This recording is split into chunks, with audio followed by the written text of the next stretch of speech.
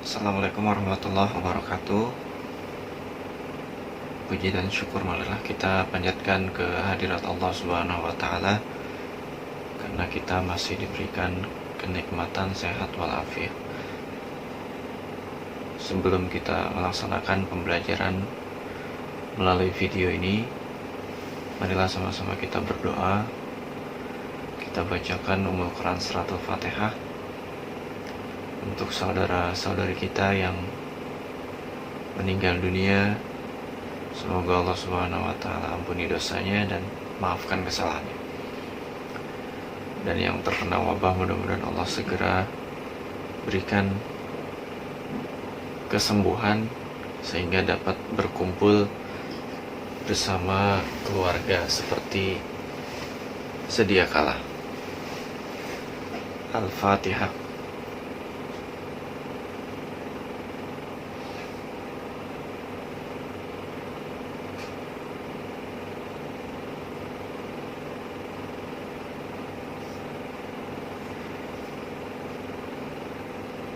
Anak-anakku sekalian, pada video kali ini saya akan membahas tentang kompetensi dasar 3.9, yaitu menganalisis hikmah ibadah haji, zakat, dan wakaf.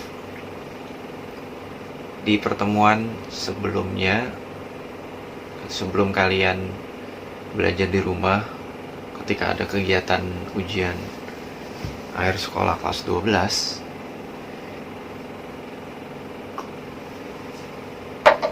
itu kita sudah membahas sekelumit tentang pelaksanaan ibadah haji, zakat, dan wakaf. Perlu kalian ingat bahwa ibadah haji kemudian ibadah zakat merupakan bagian dari rukun Islam sebagai pondasi awal seseorang melaksanakan ibadah badaniyah, artinya ibadah zahir yang dilakukan dengan menggunakan fisiknya. Nah, tingkatan rukun Islam itu dari mulai yang ringan kita kerjakan sampai yang berat, yaitu rukun Islam yang kelima, melaksanakan ibadah haji. Lebih detailnya kamu bisa melakukan literasi, membaca buku tentang proses pelaksanaan ibadah haji. Namun ada beberapa hal, konsep dasar yang harus kalian pahami. Artinya kita harus memahami dengan satu pemahaman yang utuh bahwa ibadah haji hukumnya wajib bagi yang mampu. Nah, mampu di sini itu ada syaratnya. Di antaranya adalah pertama, mampu secara fisiknya. Artinya fisiknya mampu, sehat walafiat. Dan kedua adalah mampu secara finansialnya. Nah, mengukur finansial ini terkadang berbeda-beda setiap orang. Tidak sedikit orang yang melaksanakan ibadah haji padahal kondisi keuangannya jauh lebih rendah dibandingkan kita. Artinya kembali lagi kepada kemampuan orang-orang itu gitu. Dan yang ketiga, kemudian mampu di sini apa? Secara finansial, orang yang ingin melaksanakan ibadah haji tidak memiliki hutang yang tidak bisa dibayar. Nah, karena berhutang itu manusiawi, artinya hutang itu diperbolehkan dalam Islam. Tapi ketika orang yang memiliki hutang kemudian melaksanakan ibadah haji, maka hutang yang dimaksud adalah hutang yang mampu dibayar. Artinya selama dia melaksanakan ibadah haji, dia tetap mampu membayar hutangnya, maka itu masih dikategorikan mampu. Tapi yang tidak boleh adalah dia punya hutang dan dia tidak bisa membayar hutang itu, ditambah lagi dia melaksanakan ibadah haji. Artinya dengan dia berangkat haji, pembayaran hutangnya itu tertunda, itu tidak boleh. Mampu. Dan apa lagi? mampu dari segi keamanannya, baik itu kendaraannya, perjalanan, ataupun kondisi wilayah itu. Contoh yang sekarang ini terjadi, dengan adanya wabah ini, misalnya Mekah, Madinah ditutup, sehingga tidak bisa ada proses ibadah umroh. Nauzubillah min dzalik, misalnya ibadah haji misal tertunda gara-gara wabah, karena wabah ini gitu ya, sebab wabah ini. Maka yang terjadi adalah itu dikategorikan kita tidak mampu melaksanakan perjalanannya, karena perjalanan itu membahayakan diri kita sendiri. Karena Islam itu, basic Islam yang pertama adalah menjaga dirinya, menjaga badannya dia, menjaga dirinya, yaitu konsep kemuliaan Islam tidak membahayakan dirinya sendiri, seperti itu. Kemudian selanjutnya yang kalian harus pahami terkait syarat dan rukun haji. Apa bedanya syarat dengan rukun? Kalau syarat itu harus dilakukan, harus dipenuhi sebelum seseorang melaksanakan kegiatan itu namanya syarat. Adapun rukun adalah aktivitas yang wajib dilakukan selama proses ibadah itu berlangsung. Contoh, syarat haji diantaranya adalah Islam. Maka seorang tidak wajib haji sebelum dia Islam. Jadi kalau melaksanakan ibadah haji tapi tidak Islam, maka itu tidak dikatakan sebagai haji. Jadi dia Islam dulu, itu syarat. Jadi sebelum proses ibadah itu sudah harus terpenuhi. Nah, kalau rukun itu adalah aktivitas atau step by step yang harus diikuti, dilaksanakan saat ibadah itu berlangsung. Nah, kamu baca sendiri tentang syarat dan rukun haji. Nanti kalau ada pertanyaan silakan ditanyakan di Google Classroom. Kita akan bahas bersama-sama. Kemudian kalau rukun haji, misalnya salah satu rukun haji adalah pelaksanaan wukuf di Arafah. Ya, wukuf di Arafah ini merupakan bagian dari rukun haji dan tidak disebut haji manakala seseorang jamaah tidak melaksanakan wukuf ini.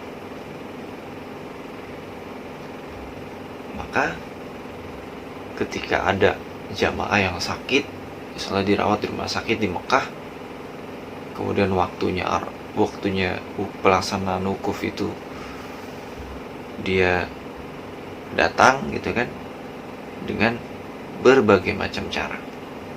Kenapa berbagai macam cara?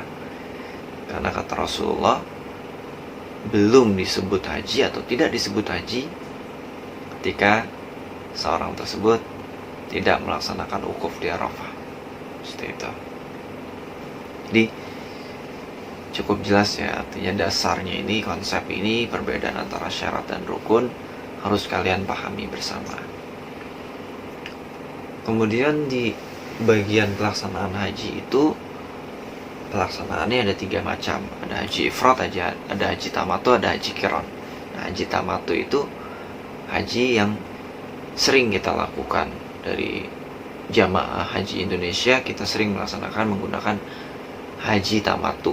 Apa itu haji tamatu? Haji tamatu itu melaksanakan umroh terlebih dahulu baru kemudian haji. Seperti apa sih proses pelaksanaan haji tamatu? Nah, kamu bisa melihat video di YouTube tentang pelaksanaan haji tamatu atau tugas yang nanti saya berikan. Kalian membuat semacam alur proses pelaksanaan ibadah haji dari mulai Indonesia sampai pelaksanaan haji tamatu itu selesai. Kemudian kita masuk ke zakat. Oke. Zakat ini juga bagian dari rukun Islam. Artinya dari banyak zakat yang paling wajib ya, untuk semua kita laksanakan dan semua kita mampu, diantaranya adalah zakat fitrah. Nah, zakat fitrah ini itu ada syaratnya. Nah, diantara syaratnya, siapa sih orang yang wajib membayar zakat? Kan itu yang harus kalian pahami terlebih dahulu. Jadi zakat itu secara definisi artinya tumbuh kembang ya, dia bertumbuh kemudian berkah gitu kan. Dan zakat fitrah dilaksanakan kapan Pak Andre? Dilaksanakannya itu ada beberapa waktu pelaksanaan. Jadi ada 5 waktu pelaksanaan ibadah zakat. Yang pertama waktu wajib, yaitu kapan? Mulai ketika seseorang menemui Ramadan atau awal Syawal. Jadi kalau ada seseorang bayi yang baru lahir atau orang yang sudah lanjut usianya sampai pada akhir Ramadan, artinya si bayi itu lahir di hari pertama bulan Syawal atau 1 Syawal, pada saat hari raya Idul Fitri sebelum pelaksanaan sholat Idul Fitri, maka dia wajib membayar zakat. Wajib hukumnya. Salah contoh, ada seorang ibu melahirkan pada tanggal 1 Syawal. 1 Syawal itu 1 pada hari raya Idul Fitri. Waktunya sebelum sholat subuh misalnya kan, sebelum sholat subuh, maka orang tuanya wajib membayar zakat fitrah bagi anak itu. Ya, itu kalau bayi baru lahir. Kalau ada kasus seorang meninggal dunia di pertengahan bulan Ramadan, atau jangan di tengah, di akhir bulan Ramadan. Oke, di akhir bulan Ramadan,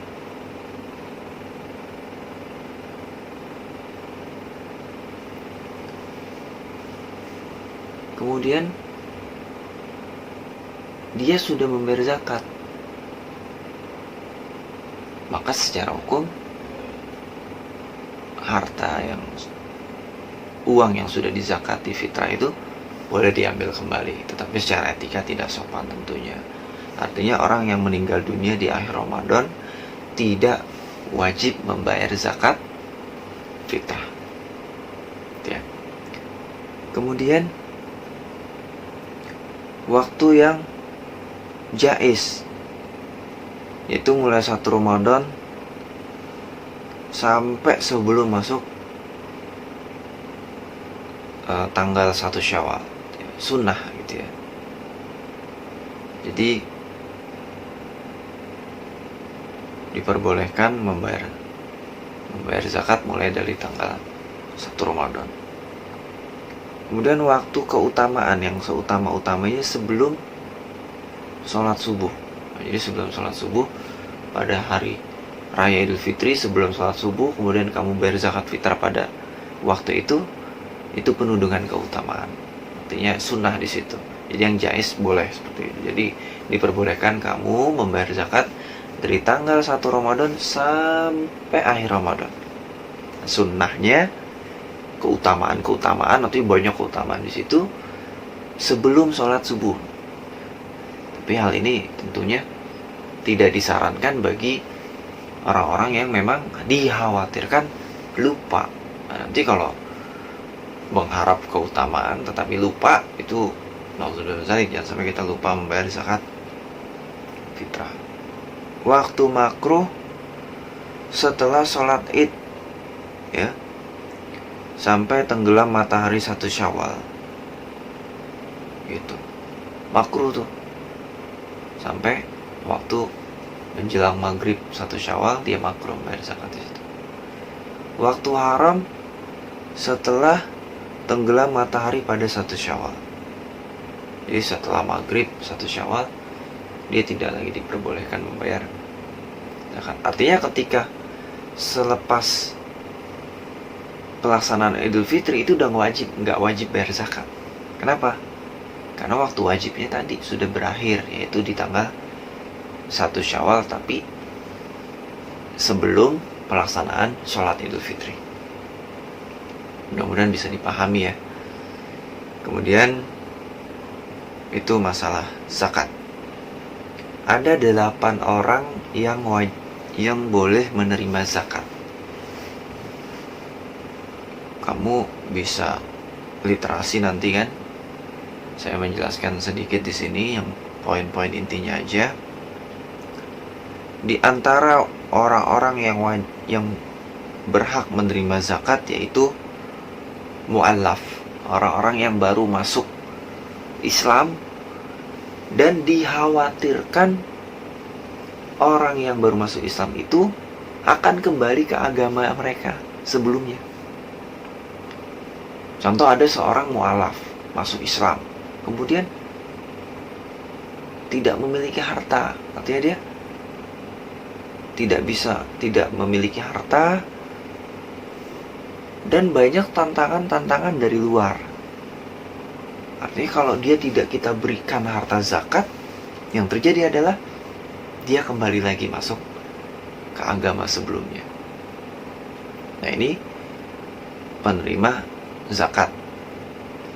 Kemudian ada juga yang harus kita pahami adalah gorim, orang yang memiliki hutang. Kalau ada pertanyaan gini, Pak Andre, ada orang yang punya hutang. Pertanyaannya adalah, seberapa banyak dia boleh menerima zakat? Misalnya nih ada satu orang, sebutlah X gitu kan. Dia statusnya gorim, orang yang memiliki hutang. Kemudian dia diberikan zakat oleh A, diberikan zakat oleh B, diberikan zakat oleh C, diberikan zakat oleh D. Itu sampai kapan si X itu bisa boleh menerima zakat? Nah, jawabannya adalah sampai kadar hutangnya, kira-kira nominal hutangnya lunas. Itu tentu hutangnya adalah hutang yang pokok ya, dari kebutuhan dasarnya dia. Contoh, kebanyakan orang yang menerima zakat itu dia fakir, miskin, gorim. Gitu. Karena orang yang berhutang belum tentu fakir, belum tentu miskin, belum tentu. Ya. Artinya sekarang ini kan udah eranya berhutang, eranya kredit dan sebagainya. Jadi tidak bisa jadi patokan. Intinya orang yang berhutang di sini yang dimaksud adalah dia tidak mampu membayar hutang itu. Artinya sudah terlilit hutang, maka dia boleh menerima zakat. Adapun kelompok yang fakir, jadi kelompok penerima zakat ini tersusun artinya kamu boleh memberikan zakat kamu kepada mereka semua. Fakir itu, kalau penerima zakat yang fakir, apa ciri-ciri fakir? Fakir ini seseorang yang mampu memenuhi kebutuhan hidupnya hanya 20%, sementara kebutuhannya 80%. Contoh, dalam satu hari keluarga X membutuhkan 100.000 rupiah untuk membeli makanannya. Akan tetapi si X ini hanya mampu menghasilkan uang 20.000 rupiah. Itu fakir. Atau mungkin kerjanya tidak tidak tetap. Misalnya satu hari dapat 10.000, besok dapat 15.000, 20.000. Artinya hanya 20% memenuhi kebutuhan itu, maka dia berhak menerima zakat. Itu fakir. Jadi 20% dari bandingkan kebutuhannya. Adapun miskin itu 50 banding 50. Kalau keluarga Y membutuhkan uang 100.000 per hari, maka dia hanya mampu untuk memenuhi sebatas 50.000 rupiah. Seperti itu. Maka dari itu, seseorang yang membayarkan zakat atau membayarkan zakat wajib memperhatikan 8 jenis orang yang berhak menerima zakat. Seperti itu. Kemudian terkait jenis zakat fitrah, yang diutamakan adalah bahan atau makanan pokok yang ada di wilayah tersebut. Nah, kalau kita di Jakarta khususnya, maka bahan makanan pokok yang wajib banget buat kita adalah beras. Oke? Berapa? Ukurannya 3,5 liter. Terus ada pertanyaan kemudian, boleh nggak sih kalau kita berzakat dengan uang? Jadi beras itu kita kurs ke uang. Misalnya harga 1 liter beras harganya 20.000, maka 3,5 liter berarti sekitar 80.000 rupiah atau 90.000 rupiah, ya sekitar 80-90 kita uangkan. Boleh atau enggak? Pertanyaannya, kalau kita uangkan dan kita tidak membayar dengan beras, ada dua pendapat ulama. Satu, membolehkan. Yang kedua, tetap harus menggunakan bahan makanan pokok. Nah, kalau saya lebih condong kepada yang membolehkan. Kenapa? Karena dengan uang itu seseorang yang menerima zakat diharapkan bisa membeli lauk pauk. Kenapa dibolehkan? Karena kalau semuanya ngasih beras, terus dia lauknya dari mana? Terus dia masak beras itu pakai apa? Uangnya dan sebagainya. Beli bahan bakarnya, misalnya beli gasnya, beli minyak tanahnya. Nah, ada saran di sini. Lebih utama lagi kalau kita membayar zakat dengan dua model. Misalnya satu, kita bayar zakat 3,5 liter, dan dengan uang juga untuk kita berikan sedekah atau kita hadiah. Salah contoh, bayar zakat fitrah 3,5 liter plus uang 50.000. Nah, itu lebih bagus. Artinya kita tetap melaksanakan yang utamanya, yaitu dengan bahan-bahan pokok. Satu sisi juga kita memberikan uang. Itu terkait materi haji dan zakat. Kemudian selanjutnya adalah materi wakaf. Nah, wakaf itu artinya menahan, mendiamkan, menahan, memberhentikan. Jadi ketika ada seorang memiliki harta, baik itu harta tetap, benda bergerak, atau benda tetap. Apa contoh benda bergerak? Misalnya uang, emas, saham, kemudian obligasi dan sebagainya, reksadana dan sebagainya. Adapun benda yang tidak bergerak, misalnya rumah, tanah, misalnya sekolahan atau bangunan dan sebagainya, itu barang yang boleh diwakafkan. Nah, yang sering kita dengar kan wakaf ini, misalnya ada wakaf Al-Quran, kemudian ada yang wakaf sebidang tanah, ada yang wakaf misalnya sekarang nih era-eranya dimana misalnya ada pembangunan masjid, biasanya panitia akan menghitung jamaah mewakafkan hartanya misalnya 5 juta rupiah per meter, itu boleh. Adapun masalah terkait di wakaf itu, di antara masalah yang ada, misalnya kemarin Pak Andre juga sempat bertanya di soal ujian bersama yang lalu, yaitu bolehkah ada bangunan masjid, misalnya ada bangunan masjid hasil wakaf ya, kemudian bangunan masjid itu terkena proyek tol, misalnya jalan tol. Mau tidak mau, suka tidak suka, masjid itu harus dibongkar dong ya. Maka bagaimana status masjid itu? Sementara masjid itu merupakan hasil wakaf. Nah, maka yang harus dilakukan, tetap pihak pembeli memberi tanah masjid itu dengan harga normal tentunya. Hasil penjualan dari tanah masjid itu digunakan untuk membangun kembali masjid di tempat yang lain. Boleh seperti itu ya. Jadi banyak hal sebetulnya sekelumit tentang banyak hal yang kompleks tentang haji, zakat, dan wakaf. Tetapi poin-poin pentingnya saya rasa hanya itu, mengingat kalian dituntut untuk melakukan literasi, menggali informasi dari berbagai macam sumber. Maka setelah kalian menyaksikan video ini, akan saya berikan tugas supaya kita sama-sama belajar bahwa kejadian ini, itu wabah COVID-19, tidak menyebabkan kita menjadi patah semangat atau tidak semangat lagi untuk belajar. Jadi dimanapun itu, kapanpun itu, belajar menjadi satu hal yang wajib, dan jadikan belajar itu menjadi satu hal yang menyenangkan. Dan saya berharap mudah-mudahan keluarga besar SMA Negeri 45 Jakarta khususnya, dan seluruh orang-orang yang ada kaitannya dengan 45 Jakarta, dan seluruh saudara-saudari kita di Indonesia ini, di dunia ini, segera diberikan kesembuhan oleh Allah, dan yang meninggal dunia diberikan tempat yang terbaik oleh Allah Subhanahu wa Ta'ala. Sekian, terima kasih. Assalamualaikum warahmatullahi wabarakatuh.